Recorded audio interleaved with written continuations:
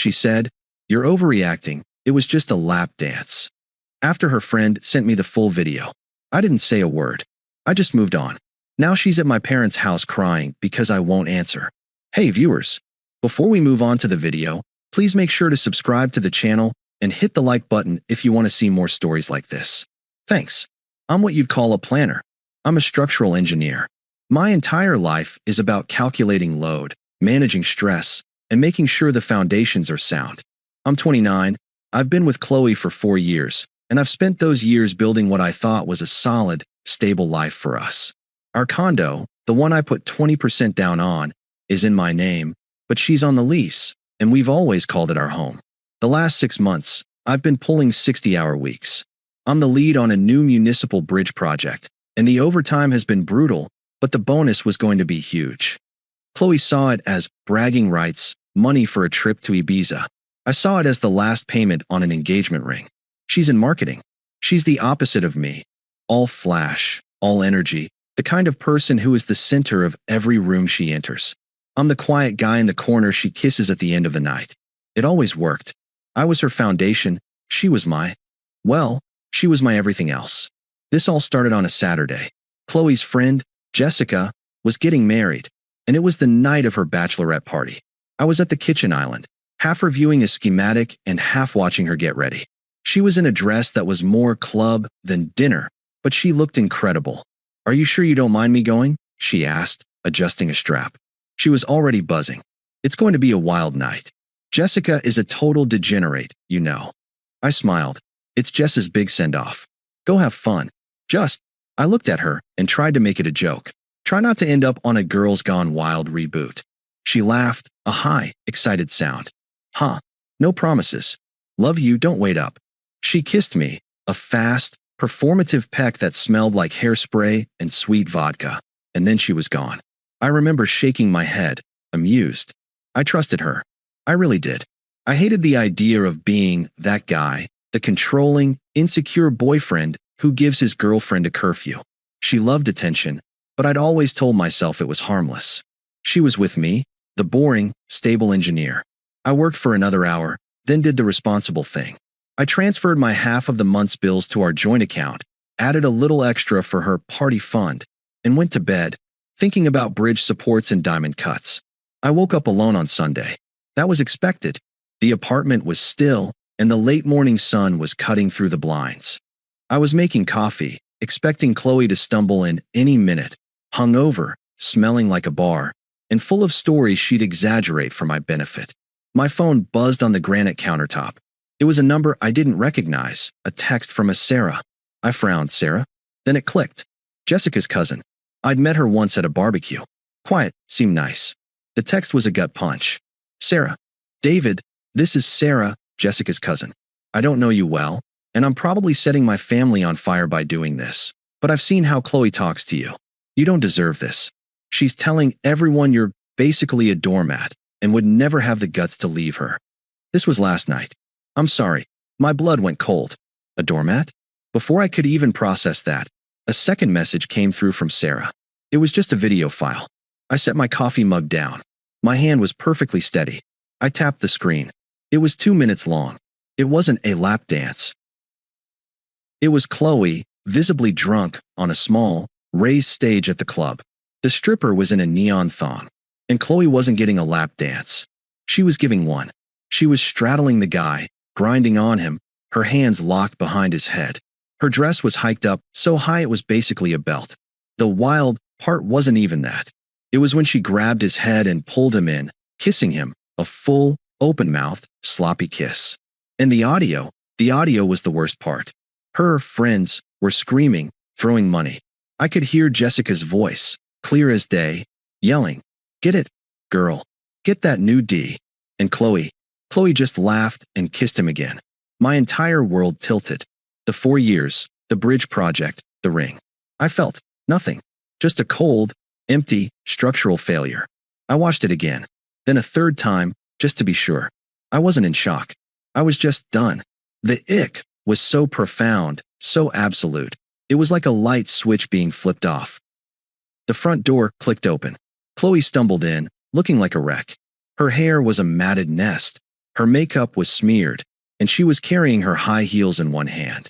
She reeked of stale booze and someone else's perfume. "Morning," I said. My voice was perfectly level. She tossed her keys on the counter. "Oh my God, so wild," she groaned, rubbing her temples. "Jess is an absolute mess. My head is splitting. We just danced and drank way too much." I looked at her. The first lie. A lie of omission. "That's all?" I asked, my voice still quiet. "Just dancing." She stopped, finally sensing my tone. "Yeah, why? What's with the third degree? You're not my dad." "I heard there were strippers," I said. She let out a short, forced laugh. It was sharp and defensive. "Oh yeah? Of course. It's a bachelorette party. I got a lap dance, everyone did. It's not a big deal." The second lie. Minimizing. "Just a lap dance," I repeated. It wasn't a question. She finally turned to look at me, her eyes narrowed. The hungover, fun girl was gone, and the defensive, mean one was here. "Yes, just a lap dance." "What? Are you going to be one of those guys now?" "God," she spat, "you're overreacting. It's just what girls do." It didn't mean anything. Stop being so insecure. And there it was. The gaslighting. The dismissal. The insult. I was the problem. My insecurity. I didn't show her the video. I didn't yell. I didn't accuse her of kissing him or letting her friends mock me. I didn't need to. She had just shown me exactly who she was. She was the person who would do that, and I was the doormat who was supposed to stop being insecure and just accept it. A cold, beautiful calm settled over me. The engineer in my head took over. The foundation was compromised. The structure was a total loss. It was time for a controlled demolition. I just looked at her. "Okay," I said. Qley seemed to take that as a victory. "Okay, that's it. Good. I'm going to go die in the shower." The moment I heard the water running, I went into our bedroom. I took my suitcase from the top of the closet. I didn't grab the ring box. It was in the back of my sock drawer. I pulled it out, looked at the 1.5 carat princess cut I'd spent a year saving for, and slipped it into the pocket of my jacket. Not with sadness, with relief. It was an investment I'd just saved. I packed my suitcase with the methodical calm of a man going on a 3-day business trip. A week's worth of clothes. My work laptop and hard drives. My passport, my birth certificate, and our financial statements from the file cabinet. I went to the desk, took my personal checkbook, and wrote a check to Qley for my half of the next month's rent, plus utilities.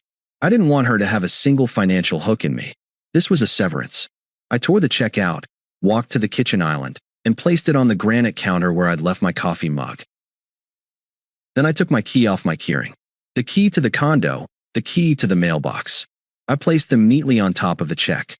I walked to the bathroom door. The shower was still running.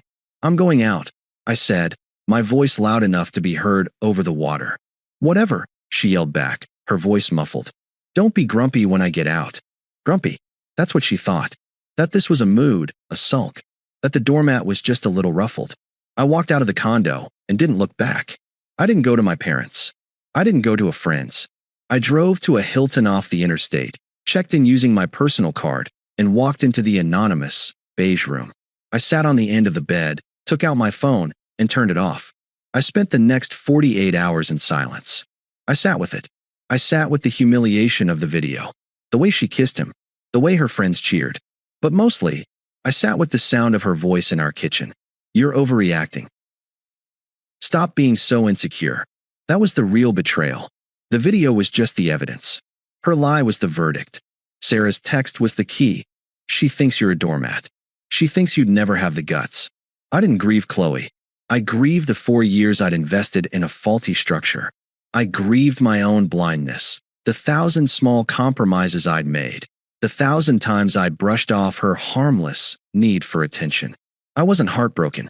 I was just awake. On Tuesday morning, I turned my phone on. It was a digital explosion. 38 missed calls. Over 100 texts. I made a plan. First, I blocked her number. Then I went through the texts and blocked every member of the bachelorette party. Jessica, some other girl named Becca, all of them. Second, I opened my laptop and drafted an email to our landlord. I gave my official 30-day notice, explained I was moving out, and that Qley would be solely responsible for the lease or would be vacating at the end of the next cycle. I attached a PDF of the check I'd left her, showing she had my final month's payment. Clean. Professional. Third, I called my parents. Hey, Mom, I said when she picked up. David, I was worried. We haven't heard from you all week. I'm fine, Mom. I'm okay. Listen, I need to tell you something. Qley and I are done. We're over. It's bad, and it's final. There was a silence. My mother, God love her, knew not to pry for details. Okay, honey, are you safe? Yes. I'm at a hotel. I've already handled the apartment. I need a few days. Please, just let Dad know. And I need you to promise me you won't answer the phone if she calls. Of course, she said, her voice turning firm. Of course. You take care of you. We're here. I hung up, feeling 100 pounds lighter. Before I blocked Qley's number, I made the mistake, or the blessing, of reading the text chain. It was a perfect, real-time log of her unraveling. It was the story of an empress realizing her entire kingdom was one man, and he'd just abdicated. Sunday, 3:15 p.m. While I was checking in, where are you? Your car is gone. Are you seriously still mad? Sunday, 7:40 p.m. While I was eating a club sandwich. Okay, I see the check. This is insane. You're leaving me over a joke? A stupid party? Call me now, David. This isn't funny. Sunday, 11:50 p.m. While I was sleeping. This is emotional abuse. You can't just leave. You're a child. I'm calling your mother. Monday, 9:02 a.m. While I was at a Starbucks, planning fine. Stay out. See how you like it. You'll be back by tomorrow. Monday, 4:18 p.m. David, please. I'm sorry. Okay. I'm sorry. Just come home, and we can talk. This is crazy. Tuesday, 8:59 a.m. Just before I turned the phone on, you bastard. The landlord just emailed me. You're leaving me? You're leaving me with the lease? After everything I've done for you? You're a coward. And that was it. Not a single I kissed a guy, or I lied. It was all you're leaving me. The flying monkeys were next. A text from Jessica, which I read just before blocking her. Jessica, dude, what's your problem? Qley is a wreck. You're being so cruel. She made one stupid mistake, and you're destroying her. She loves you. You're the one who is supposed to be the mature one. This is on you. This is on you. I almost laughed. I tapped block. I was about to shut my phone off and head to the office when one last text came through. It was Sarah, the cousin. Sarah, hey, just saw you're not on social media, so you probably haven't seen it. Qley knows I sent you the video. Her whole girl squad is attacking me online, calling me a snake and a jealous bitch. Jessica is leading the charge. Just confirms I did the right thing. Good luck, David. You're better off. I stared at that text. That was her karma. In her desperation to control the narrative, Qley had set her rabid friends on the one person who told the truth. She hadn't just lost me. She was a queen without a doormat, and now her own toxic court was on fire. I sent Sarah a single reply. Thank you. You did. Then I put my phone on silent, got movers to grab my furniture from the condo while Qley was at work, and signed a lease on a new, smaller, one-bedroom apartment across town. It was all mine. The foundation was sound. A week went by. A full, quiet, blessedly silent week. I had movers get the rest of my things, the sofa, the desk, my TV, while Qley was at her marketing job. I was officially in a new, smaller, one-bedroom apartment across town. It was mine. The lease only had my name. The silence was mine. I was focusing on work. I was hitting the gym. I was sleeping. I'd taken the ring to a jeweler, sold it back for 60% of what I paid, and put the money into an index fund. A new foundation. I felt lighter. I was breathing air that wasn't contaminated with her. I was in my office, running stress calculations for the new bridge, when my phone rang. It was my mother. I picked up immediately. Hey, Mom. Everything okay? David. Her voice was high and nervous. David, honey, are you okay? Yeah, Mom. I'm fine. I'm at the office. Why? You sound stressed. There was a heavy sigh on the other end. She's here. Who's here? But I already knew. My stomach didn't drop. It just hardened. Qley. She's here. At our house. She's on the front porch. And David, she's been ringing the bell for 10 minutes straight. She's crying. Your father is standing at the door and told her to leave, but she's just making a scene. He's about to call the police. The audacity. The sheer, radioactive audacity. To fail in every attempt to contact me. So she escalates to this. To bring her mess to my family. To the quiet suburban street I grew up on. to try and leverage my mother's sympathy and my father's anger against me. She wasn't a heartbroken woman. She was a tactical manipulator who had just run out of levers and was now trying to light the whole control panel on fire. "Don't call the police," I said, my voice cold. I was already grabbing my jacket. "I'm on my way. Do not let her in the house. I'll handle it." I hung up, told my boss I had a family emergency, and walked out. The 20-minute drive was a blur. I wasn't angry. I wasn't sad. I was just an engineer on his way to condemn a dangerous, unstable structure. I pulled up to my childhood home, and there she was. The title of the scene was exactly as advertised. Qley was a complete wreck, crumpled on the bottom step of my parents' porch. She was in stained gray sweatpants, a hoodie I didn't recognize, and her hair was in a greasy, matted bun. Her face was red, blotchy, and swollen. This was not the hot girl from the club. This was the raw, pathetic reality. My father, a man of few words and immovable principles, was standing in the open doorway, his arms crossed over his chest. He wasn't yelling. He was just a wall. The second my car door opened, Qley's head snapped up. A jolt of something, hope, desperation, ran through her, and she ran at me. "David," she sobbed, her voice cracking. "Oh my God, finally. You're here. I've been so worried. You blocked me. You just vanished. I didn't know if you were okay." The lie was so reflexive, so pathetic, I almost felt a sting of pity. I crushed it. "Qley, you need to leave," I said. My voice was calm, cold. "No, listen. Please." She tried to grab my arm. I stepped back. I didn't know what else to do. "You won't talk to me. David, I'm sorry." "Okay. I'm so sorry. It was a mistake. It was stupid. I was drunk. It meant nothing." "I know," I said. That stopped her. The practiced, frantic apology just died in her throat. You do? You know it meant nothing." "Yes," I said, looking her dead in the eyes. "I know it meant nothing to you. Our relationship, my respect, our future, that all meant nothing in that moment. You've made that perfectly clear." No, that's not true," she cried, the desperation coming back. "I love you. It was just a stupid dance. You said I was overreacting," I said, my voice flat, just stating a fact. "But you hadn't told me the truth. You said it was just a lap dance. You didn't mention you were kissing him. You didn't mention your friends were joking about you getting new D. You didn't just betray me, Qley. You lied to my face and then tried to make me feel stupid for being hurt by the lie you did tell." Her face changed. The desperation and the tears vanished, replaced by a flash of pure, undiluted fury. Her true colors were ugly. "That bitch," she hissed, her voice dropping to a growl. "That fucking snake Sarah. She sent you the video, didn't she? She was always jealous of me." And there it was. The final nail.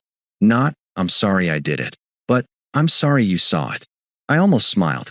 She just set me free. "It doesn't matter who sent it," I said. "I saw it. I saw you. And I saw you lie about it." The anger faded, and the raw panic returned. She played the wrong card and knew it. "Okay, fine. I messed up. I lied. But 4 years, David. You're throwing away 4 years over one night? You're just going to walk away from us?" "No," I said. "I'm not walking away. I've already moved on. My things are out of the condo. I'm off the lease. Our joint accounts are closed. There is no us to walk away from. We're done." That's when she truly broke. "No, please," she shrieked, lunging forward and grabbing the front of my jacket. "You can't. I can't afford the condo on my own. David, please. I'll do anything. I'll go to therapy. I'll, just don't do this to me." I looked down at her hands on my jacket. Then I calmly, deliberately, unhooked her fingers, one by one, and stepped back. "That's not my problem anymore," I said. "You're right, it was 4 years. And I'm not throwing them away. I'm learning from them. My biggest lesson is what I'm not willing to accept. And this, you, is what I'm not willing to accept." The mask was gone. The true, ugly, rotten foundation was exposed. "You bastard," she screamed, her voice echoing down the quiet street. "You selfish bastard. You think you're so perfect? You'll never find anyone. You're boring. You're safe. I was the best thing that ever happened to you. Goodbye, Qley," I said. I turned my back on her. "Don't ever come to my family's home again." I walked away from her, up the path. My dad was still in the doorway, but his arms weren't crossed anymore. He looked at me, and he gave me a single, proud nod. I walked past him into the house. I heard her scream my name one more time, a sound of pure, frustrated rage. Then the front door clicked shut behind me, sealing off the sound. I walked into the kitchen. My mom was at the table, wringing her hands, her face a mask of worry. I sat down across from her, and for the first time in 4 years, I took a deep, clean breath. I was free. Thanks for watching. Make sure to subscribe to the channel and hit the like button. What do you think about this story? Share it in the comments.